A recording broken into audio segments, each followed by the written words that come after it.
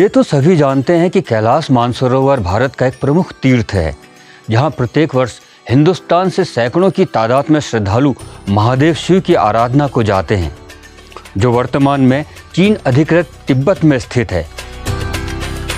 22 दिनों तक पैदल की जाने वाली कैलाश मानसरोवर यात्रा विश्व की सबसे दुर्गम यात्राओं में शुमार है।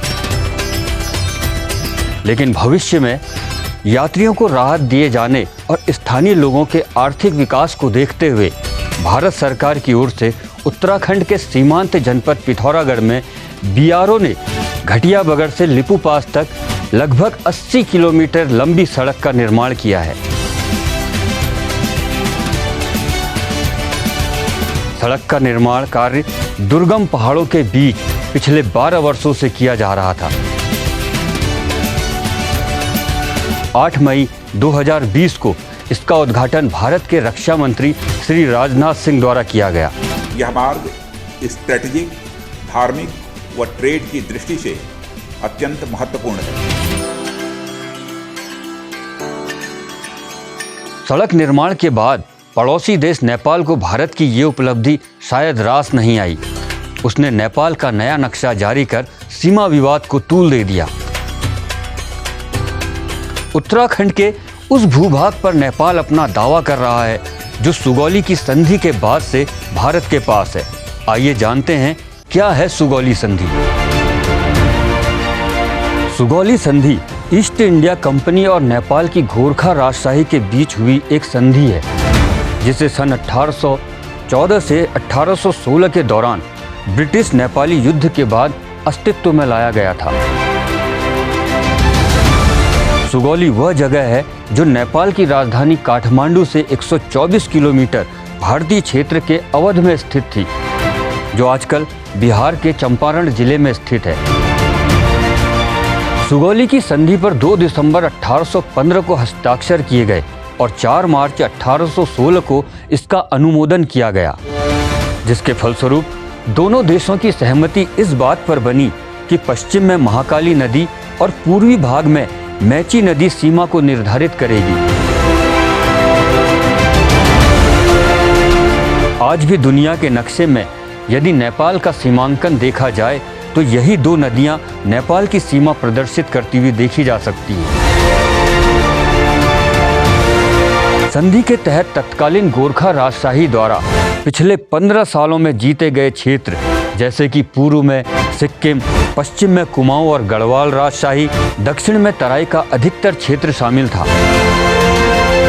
नेपाल ने अपने नियंत्रण वाले भूभाग का लगभग 1/3 हिस्सा ब्रिटिश सरकार के हाथ गंवा दिया। नेपाल की ओर से सुगौली की संधि पर राजगुरु गजराज मिश्र और ईस्ट इंडिया कंपनी की ओर से लेफ्टिनेंट कर्नल पेरिस ब्रैडशॉ ने हस्ताक्षर किए थे। इस संधि के अनुसार नेपाल के कुछ हिस्सों को ब्रिटिश भारत में शामिल करने सहित काठमांडू में एक ब्रिटिश प्रतिनिधि की नियुक्ति और ब्रिटेन की सैन्य सेवा में गोरखाओं को भर्ती करने की अनुमति दी गई थी। इसके अलावा नेपाल अपनी किसी भी सेवा में अमेरिका या यूरोपीय कर्मचारियों को नियुक्त नहीं कर सकता था, क्योंकि पहले फ्रांसीसी कमांडरों को नेपाली सेना को प्रशिक्षित करने के लिए तैनात किया जाता था। ब्रिटिश सरकार द्वारा तराई क्षेत्र का कुछ हिस्सा सन 1816 में ही नेपाल को लौटाने के बाद 1860 में तराई भूमि का एक और बड़ा हिस्सा सन 1857 के भारतीय विद्रोह को दबाने में नेपाल को ब्रिटिशों की सहायता करने के एवज में पुनः लौटाया गया। ब्रिटिश साम्राज्य से आज़ादी के बाद 1950 में भारत और नेपाल ने इसी संधि पर 2 स्वतंत्र देशों के रूप में हस्ताक्षर किए, जिसका उद्देश्य दोनों देशों के बीच संबंधों को एक नए सिरे से स्थापित करना था। सन 1960 के दौरान जब भारत चीन के बीच संबंधों में खटास पैदा होने लगी, तो नेपाल राजशाही की सहमति से भारत ने काला पानी व लिपुलेख में अपनी सेना तैनात कर दी थी।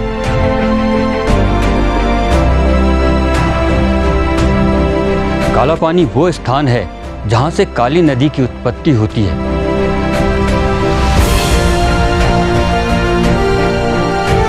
सन 1962 में हुए भारत चीन युद्ध के बाद से अभी तक भारत की ओर से 3 स्तरीय सुरक्षा तंत्र, जिसमें सशस्त्र सीमा बल, आईटीबीपी और भारतीय सेना के आधे दर्जन से ज़्यादा कैंप उसी स्थान पर तैनात हैं,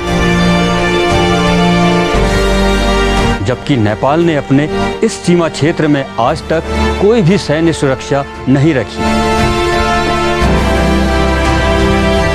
दोनों ही देश लिपुलेख और कालापानी को बॉर्डर के रूप में अपने नक्शे में दर्शाते रहे हैं। कालापानी में जहां काली नदी का उद्गम है, वहां से दाईं ओर भारत की सीमा व बाईं ओर नेपाल की सीमा तय की गई थी। संधि के अनुसार दोनों ही देश महाकाली नदी के जल का प्रयोग कर सकते हैं। सन 1990 में नेपाल से राजशाही समाप्त होकर लोकतंत्र में परिवर्तित हुई।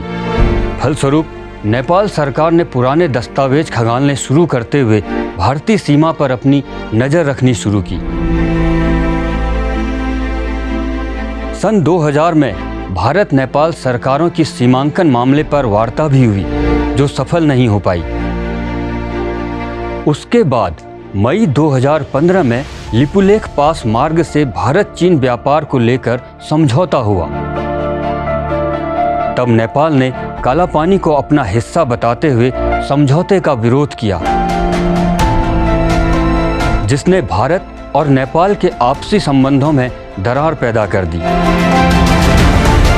वर्तमान में जब भारत ने लिपुलेख तक सड़क निर्माण कार्य पूरा कर लिया है, तो नेपाल फिर उस विवाद को तूल दे रहा है, जिसे हिंदुस्तान 16 दशकों से लगातार अपनी सीमा के रूप में इस्तेमाल कर रहा है।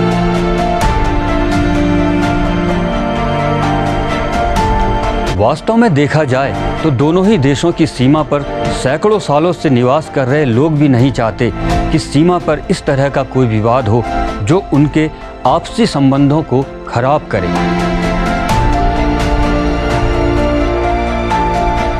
दोस्तों, हमने इस वीडियो के माध्यम से भारत और नेपाल के उस इतिहास को आपके सामने रखने की कोशिश की है, जो सदियों से दोनों ही देशों की सीमा और आपसी सहमति पर आधारित था। आशा है आपको ये वीडियो पसंद आया होगा। वीडियो को लाइक व शेयर करें, और हाँ, अन्य रोचक जानकारी जानने के लिए हमारे चैनल स्पेस को सब्सक्राइब जरूर करें।